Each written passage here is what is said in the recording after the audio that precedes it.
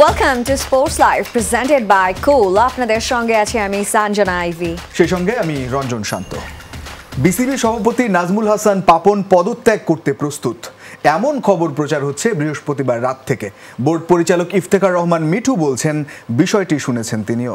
তবে তার সাথে যোগাযোগ হয়নি নাজমুল হাসানের। সত্যি তিনি পদত্যাগ করলে বোর্ড সভা ডেকে অন্তত 9 পরিচালকের সম্মতি প্রয়োজন।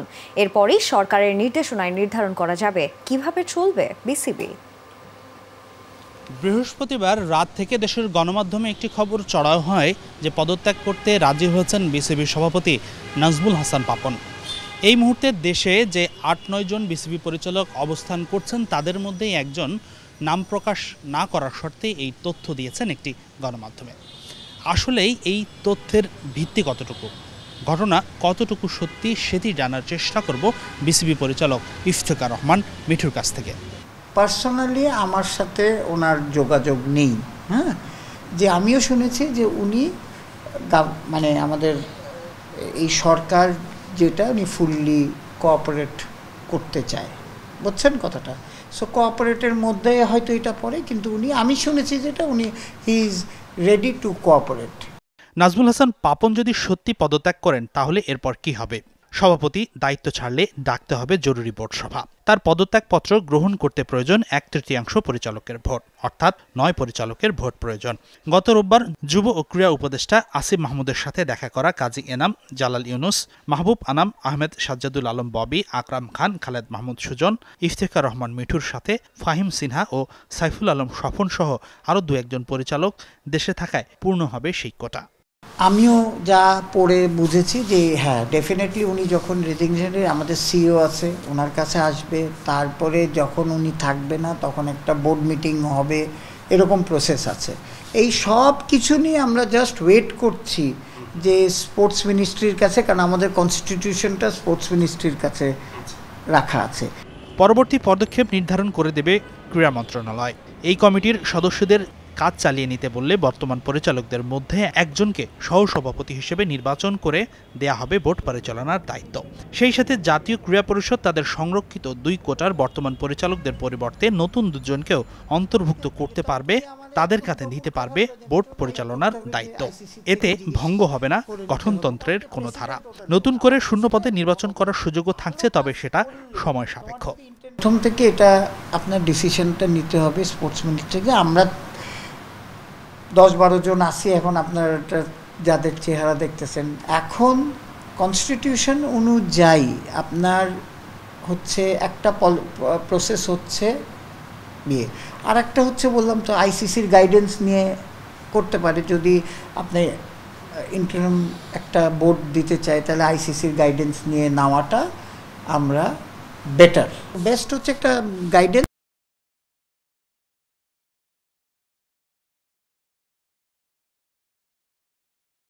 করছে ওনারাও কনফিউজড, তো সুতরাং ওনারাও ক্ল্যারিটি পেয়ে যাবে। আরও একটি পথ খোলা আছে, সেটা হলো সরকার থেকে বিসিবির সব পরিচালককে দায়িত্ব ছাড়তে বলা কিংবা বাধ্য করা। কিন্তু সেই পথে গেলে সরকারি হস্তক্ষেপের দায়ে আসতে পারে নিষেধাজ্ঞার খাড়া। হাসিনুর রহমান, যমুনা স্পোর্টস, ঢাকা। যেমনটা হাসিনুর রহমান বলছিলেন যে একটা গুঞ্জন সেটা কিন্তু চলছে অলরেডি দীর্ঘদিন ধরে, তো একটা সমস্যার মধ্যে দিয়ে যাচ্ছে বোর্ড সরকার পতনের পর থেকে। তবে কবে আসলে নাজমুল হাসান পাপন তিনি পদত্যাগ করবেন কিংবা আদৌ করবেন কিনা সেটা নিয়ে মনে হচ্ছিল যে কিছু একটা খবর আজকেও চলে আসতে পারে, কিন্তু এখনো আসেনি। আমরা যেটা করতে পারি অপেক্ষা করা ছাড়া আপাতত কিছু করেননি, যেহেতু নাজমুল হাসান পাপনেরও কোনো খোঁজ পাওয়া যাচ্ছে না এবং তিনি আসলে কার কাছে এই বিষয়টি কনফার্ম করেছেন সেটাও কিন্তু এখন একটা মুখ্য বিষয় হয়ে দাঁড়িয়েছে। কি হতে যাচ্ছে সবকিছু নিয়ে আমরা যেমন অন্যান্য দিন কথা বলি, আজকেও কথা বলবো, এবং আজকেও আমরা একজনকে পেয়েছি যিনি সাবেক ক্রিকেটার, খুবই জনপ্রিয় cricketer Javed Omar Belim. Please welcome to sports live. Belim ভাই, কেমন আছেন? Thank you. আসসালামু আলাইকুম। ওয়ালাইকুম আসসালাম। প্লিজ বসুন। Thank you ma'am. প্লিজ। হ্যাঁ প্লিজ। যে অবস্থার মধ্যে দিয়ে যাচ্ছে বাংলাদেশ ক্রিকেট বোর্ড এবং বাংলাদেশের ক্রীড়াঙ্গনে সবচেয়ে প্রভাবশালী জায়গা যদি বলা হয় ক্রিকেট, সেখানের যে চেয়ারগুলোতে সবাই বসতে চায় এবং গত 15 বছর ধরে যেটা হয়েছে অনেকের কাছে পরিষ্কার, অনেকের কাছে ধোঁয়াশা। তবে এই মুহূর্তে যে গুঞ্জনটা চলছে নাজমুল হাসান পাপন তিনি পদত্যাগ করতে পারেন, সেটার গুঞ্জন শোনা যাচ্ছে। কি উপায়ে সেটা হতে পারে? যেমন বাকি বোর্ড পরিচালকদের সঙ্গে বসার একটা ব্যাপার আছে। দেখেন এটা একটা প্রোটোকল তো বা একটা প্রক্রিয়া, যেহেতু এখানে একটাই শুধু সমস্যা, বড় সমস্যা, যেটা যদি ওইভাবে আমাদের গভর্নমেন্ট যদি বন্ধ করে দেয়, যেটা আমরা শুনলাম আপনাদের নিউজে বা যেটা আমরা যতটুকু জানি আর কি, সেখানে হচ্ছে যে যদি ওটা হয় তাহলে সেটা আইসিসি নিষেধাজ্ঞা করতে পারে। তো ওই একটা ভয়ের ছাড়া তো আমার মনে হয় যে যেভাবে দেশের অবস্থা, হয়তো উনি যেটা গুঞ্জন, বাট হয়তো উনি পদত্যাগ করেই ফেলতে পারেন সব কিছু মিলে। কারণ যেটা প্রতিটা জায়গায় কিন্তু সব কিছুর গ্রহণযোগ্যতা, তো ওই একটা জায়গায় তো আমরা নাই এই গভর্নমেন্টের কাছে, এই বোর্ডটা বা বোর্ডের পরিচালক আমি জানি না, তো ওদের গ্রহণযোগ্যতা নাই। ওই সেন্সে কিন্তু আমার কাছে মনে হয় এটা যদি সত্যি হয় তাহলে আমার কাছে মনে হয় বাংলাদেশ গভর্নমেন্ট যেটা একটা প্রক্রিয়ার মাধ্যমে যাওয়া উচিত। কারণ আমি চাই না যে মানে ধরেন না বুঝে তো অবশ্যই করবে না, রাগে বা ক্ষোভে এটা অফ করে দিল এই বোর্ড ডাইরেক্টর বা প্রেসিডেন্টকে, যাতে এটা আমাদের ক্রিকেটের ক্ষতি না হয়। তো আমার মনে হয় এটা টেকনিক্যাল কাজ, অবশ্যই এটা আইসিসির একটা নীতিমালা আছে, তো ওদের সঙ্গে কথা বলে, আমাদের গভর্নমেন্ট টপ লেভেলে কথা বলি, ওটা সেভাবেই যাওয়া উচিত আমার কাছে মনে হয়। একদমই তাই। জাভেদ ভাই, আমরা যদি ধরেই নিই যে নাজমুল হাসান পাপন পদত্যাগ করবেন, এর পরের স্টেপটা আসলে কি হতে যাচ্ছে, মানে কার কাঁধে উঠতে পারে দায়িত্বভার? ডিফিকাল্ট, বলা ডিফিকাল্ট, যেহেতু এখানে আমরা সবাই মানে যেটা শুধু গুঞ্জন শুনি, ওকে হলে ভালো হয়, ওকে হলে ভালো হয়। তো ওই একটা জায়গায় আমার কাছে মনে হয় এটা বেস্ট হচ্ছে একটু মনিটর করে কি লাস্ট 10-8 বছর বা যারা এক্স ন্যাশনাল প্লেয়ার আছে, যারা বোর্ডের বাইরে আছে, তারা কতটুক বা যারা ক্রিকেট নিয়ে মাথা ঘামায়, তো ওই একটা জায়গায় আমার মনে হয় এটা গভর্নমেন্টের ডিসিশন হবে, তাদের কল। এখন ওই একটা জায়গায় খুব ইম্পর্টেন্ট আমি বলছি, কেন যেহেতু আপনারা এই বোর্ডের প্রতি আপনারা এর আগেও অনেক সমালোচনা হয়েছে বা ইভেন, তো ওই একটা জায়গায় আমার মনে হয় এটা গভর্নমেন্টের ডিসিশন কারা আসতে পারে বা কাদেরকে ইউজ করলে বেটার হয়। তো আমার মনে হয় অবশ্যই এটা একটা আলোচনার ব্যাপার। এটাও হয়তো আমাদের যে এখন যে উপদেষ্টা আছেন, তো উনি একদমই ইয়াং হয়তো, কিন্তু যেহেতু এখন সোশ্যাল মিডিয়া বলেন বা সব কিছু মিলিয়ে অনেক অ্যাক্টিভ মানুষ, তো ওই একটা জায়গায় উনি অবশ্যই অনেকগুলা পাবে, কি বলে সেটা ইংল্যান্ড ক্রিকেট বোর্ড কীভাবে চলে, ইন্ডিয়া আপাতত, ওই একটা জায়গা থেকে উনি বা যারা এক্সপিরিয়েন্স আছে ওদের সাথেও উনি বসতে পারেন, যারা আরও অনেকেই আছেন। তাহলে ওই একটা জায়গায় আলোচনার মাধ্যমে এটা যেটা ভালো হয় ক্রিকেটের, এটাই করা উচিত বা উনি, আমার বিশ্বাস এটা উনি করবেন, যেহেতু উনি অনেক গাইডলাইন্সও পাবেন। উনি একটু পড়ালেখা করলে আমার কাছে মনে হয় যে এটা সুন্দরভাবে হওয়া সম্ভব, অপশনগুলো পাবেন। ভাই, আপনার কাছে আপনি বলছিলেন যে সাবেক ক্রিকেটারদের মধ্যে যারা রয়েছে অভিজ্ঞ বা ক্রিকেট সংশ্লিষ্ট, ক্রিকেট নিয়ে কথা বলে, ক্রিকেটের ভালোর জন্য যারা কথা বলেছেন, ক্রিকেটের বাইরেও বা ক্রিকেটার ছিলেন না এমনও বেশ কিছু নাম আছে। কিন্তু আমরা যদি নাজমুল আবেদিন ফাহিমের কথা বলি, ক্রিকেট কোচ, বিশ্লেষক, তার যে একটা ক্লিন ইমেজ রয়েছে, কিংবা বাংলাদেশের ক্রিকেটের ভালো তিনি বরাবরই চেয়েছেন এবং এই যে আন্দোলনের সঙ্গে শুরু থেকে তিনি ছিলেন, তার একটা ভূমিকা থাকতে পারে এই জায়গায়, তার নামটা থাকতে পারে। আমরা সৈয়দ আশরাফুল হকের কথা জানি, একেবারে বাংলাদেশের, আপনারা জানেন টেস্ট স্ট্যাটাস পাওয়ার সময় থেকে যেভাবে কাজ করেছেন, একজন সংগঠক হিসেবে ইন্টারন্যাশনালি যেভাবে কমিউনিকেশন তিনি করেছেন। এখানে ফারুক আহমেদ সাবেক ক্যাপ্টেন এবং যিনি সিলেক্টর ছিলেন, চিফ সিলেক্টর, তার কথা আসতে পারে। আমিনুল ইসলাম বুলবুল যিনি আছেন সাবেক ক্রিকেটার, আপনাদের সিনিয়র, তিনি যদিও দেশের বাইরে আছেন, তাকে নিয়েও কথা হলেও হতে পারে। এই নামগুলোর ভেতরে যদি কোনো নাম বলতে হয়, আপনি কাকে এগিয়ে রাখবেন? দেখেন, এটা পার্টিকুলার একজনের নাম বলতে হবে না, অবশ্যই আপনি যেগুলো নাম বললেন the very much positive. Ultimately তো একজনকে নিয়ে আর বোর্ড পরিচালনা হবে না, কারণ এটা অনেক চ্যালেঞ্জিং জব হবে। কেন অন্য আমাদের স্পোর্টসগুলো কিন্তু অনেক ছোট পরিসরে, কিন্তু ক্রিকেটটা একটা এত বড় বডি, তাহলে অবশ্যই আপনি যেগুলো নাম বলেন ওরা সবাই থাকতে পারে। কেন আপনার তো যেমন ধরেন ইনুস সাহেব একটা উপদেষ্টা, স্পোর্টস, এর মধ্যে আরও অনেকজন ইনভলভ হয়েছে। যদি একেবারেই নাজমুল হাসান পাপনের চেয়ারের কথা বলা হয় কিংবা বিসির বসের কথা বলা হয়, সেই আপনার দৃষ্টিকোণ থেকে তেমন কেউ আছে কিনা? আসলে এটা অ্যাট দ্য মোমেন্ট এভাবে বলা ঠিক হবে না, কিন্তু আমি মনে করি যে যেই থাকুক, যেই বসুক, যে আপনি যেগুলো নাম বললেন, এরা যদি সবাই ইনভলভ, যার কাজ দেওয়া হয়, বা আমাদের আরও যে এক্স ন্যাশনাল প্লেয়ার আছেন, ওরা যারা বাইরে আছেন, ওরাও যদি ইনভলভ হয়, সব কিছু মিলিয়ে অবশ্যই একটা ভালো হওয়া সম্ভব। কিন্তু পার্টিকুলারলি ওই জায়গায় ইনি বসলে ভালো হয়, এটা ভেরি ডিফিকাল্ট। কেন ওইটা তখন ওই আলোচনার মাধ্যমে উঠে আসবে কে হি ইজ দ্য ম্যান, আমার কাছে মনে হয়। সেটা আমাদের আলোচনা হতে পারে, সেটা গভর্নমেন্ট, যেহেতু ওনারা হায়েস্ট মানে কি বলে পাওয়ার আছেন, তো ওরা যদি বলে, আলোচনার মাধ্যমে হয়তো আমাদের সঙ্গে আলোচনা করতে পারে, যে 5 জন আছে ওদের সঙ্গে আলোচনা করতে পারে। আলোচনার মধ্যে যেটা ভালো হয় ওইটাই হওয়া উচিত, ফলোড বাই আদার পিপল। কারণ আপনি জানেন যে অনেকে হয়তো বলে যে ওকে কোচ বানালে ভালো হয়, কিন্তু একজন কোচ তো বানালে ক্রিকেট চেঞ্জ করতে পারবে না। একজন যেটা আজকে এত বড় এফেক্ট আমাদের ক্রিকেট বোর্ডে, যেহেতু এখানে অলমোস্ট যেটা আমাদের গণমাধ্যমে দেখি কে 1 ম্যান শো আর ম্যাক্সিমাম 2 ম্যান শো এই বোর্ডে কাজ হয়েছে। তারা অনেকেই দে আর ভেরি মাচ ক্যাপেবল। হয়তো তাদের ওই তারা তাদের পাওয়ারটা ইউজ করে নেই বা পারে নেই, সব কিছু মিলিয়ে তো আজকে এত সমালোচনা যে সবাইকে পদত্যাগ করতে বলছে।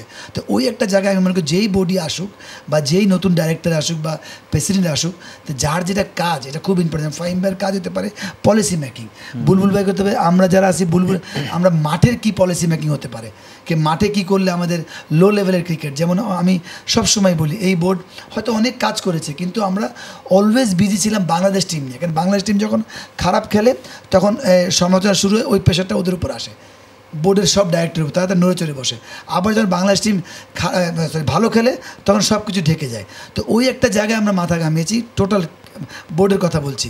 কিন্তু আমরা কিন্তু লো লেভেলে যে এত কিছু কিছু অনেক নোংরামি বলেন বা বাজে কিছু বলেন অনেক হয়েছে। যেহেতু আমার সুযোগ হয়েছে সেকেন্ড ডিভিশন দেখার, এইজ লেভেল ক্রিকেট দেখার, সেটা কোচিং থেকে শুরু করে ফুড থেকে শুরু করে আম্পায়ারের কোয়ালিটি শুরু করে কোচদের কোয়ালিটি থেকে শুরু করে সব কিছু সুযোগ হয়েছে। আমি এর আগে কোনো কথা বলি নাই।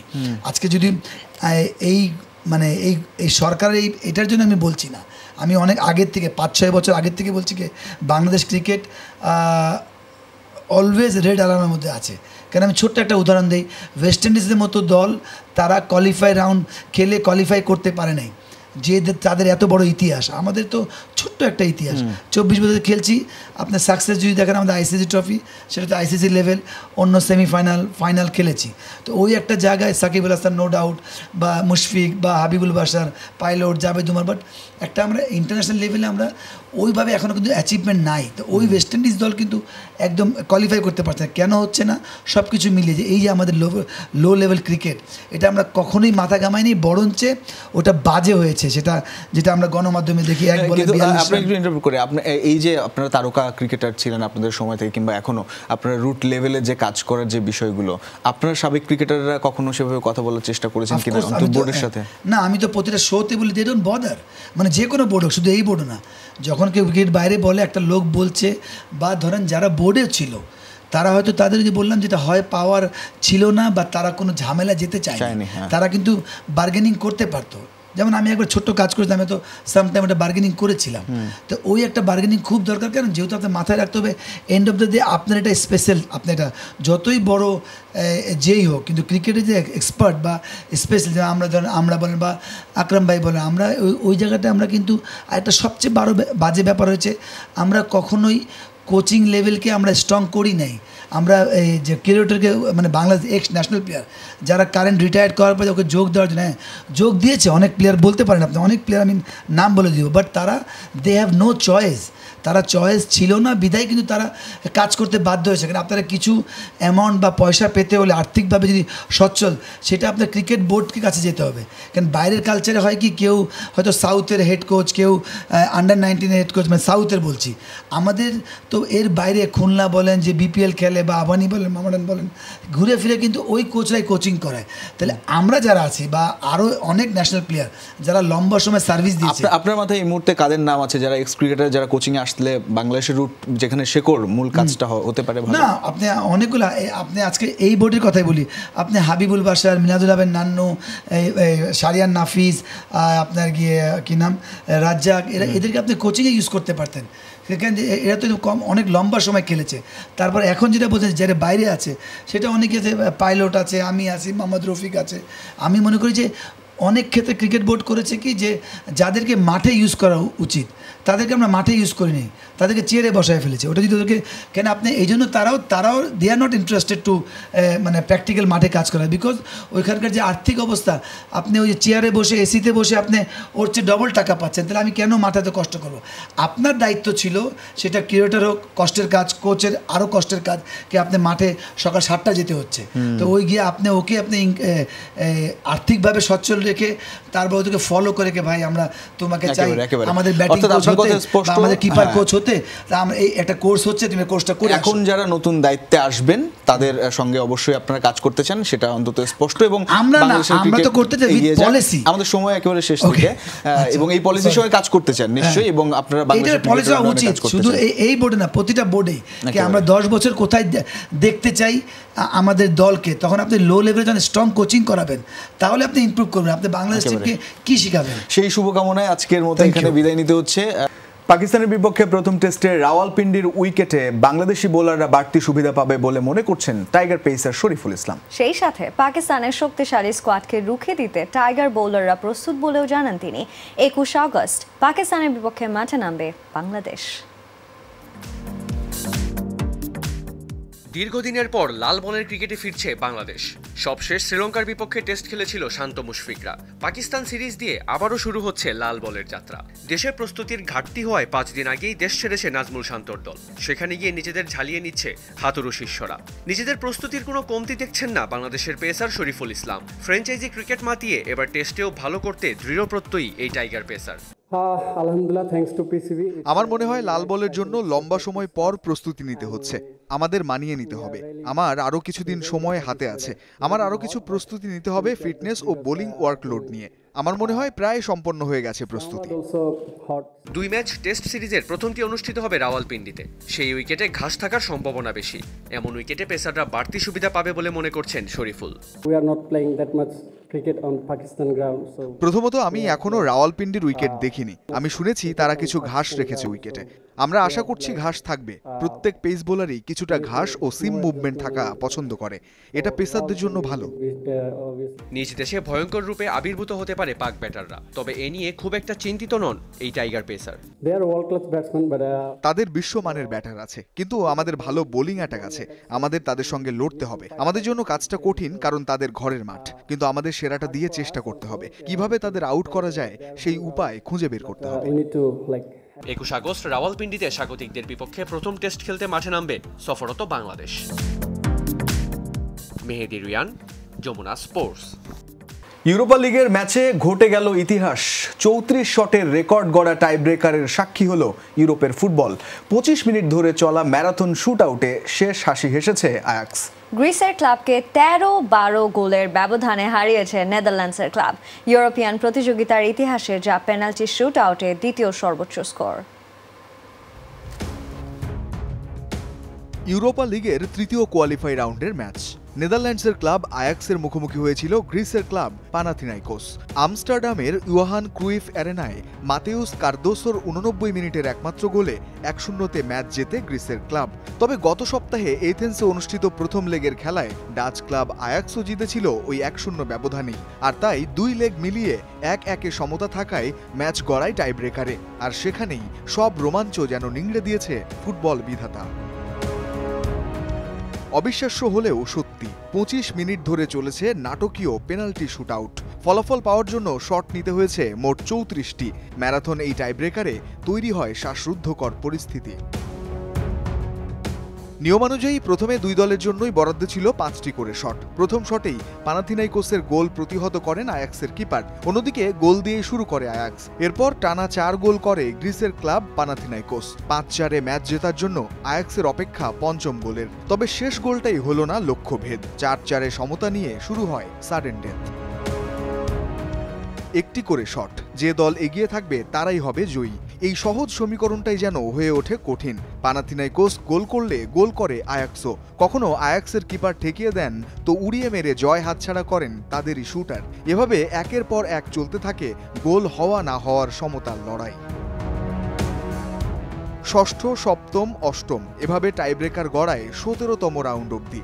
25 মিনিট টাইব্রেকার নাটকের পর আয়াক্স ম্যাচ জেতে 13-12 ব্যবধানে। 5টি পেনাল্টি শট ঠেকানোর পাশাপাশি একটি সফল স্পট কিকে নজর কাড়েন আয়াক্সের 40 বছর বয়সী গোলরক্ষক রেমকো পাসভার। আর শেষমেশ আয়াক্সের হয়ে বল জালে জড়িয়ে নায়ক বনে যান অ্যান্টন গায়েই। ইউরোপিয়ান প্রতিযোগিতার ইতিহাসে এটি পেনাল্টি শুটআউটের দ্বিতীয় সর্বোচ্চ স্কোর। সবশেষ মৌসুমে কনফারেন্স লিগের কোয়ালিফায়ারে গ্লেনটোরানকে 14-13 ব্যবধানে হারিয়েছিল জিরা ইউনাইটেড। তবে মোট শটের ক্ষেত্রে উয়েফার প্রতিযোগিতায় এটি বিশ্ব রেকর্ড। এর আগে 2007 সালে ইউরোপিয়ান অনূর্ধ্ব 21 চ্যাম্পিয়নশিপের সেমিফাইনালে সর্বোচ্চ টাইব্রেকার হয়েছিল 32 শটের। রঞ্জন শান্ত, যমুনা স্পোর্টস। এই ছিল আজকের স্পোর্টস লাইভে। এতক্ষণ সঙ্গে থাকার জন্য সবাইকে ধন্যবাদ। আল্লাহ হাফেজ।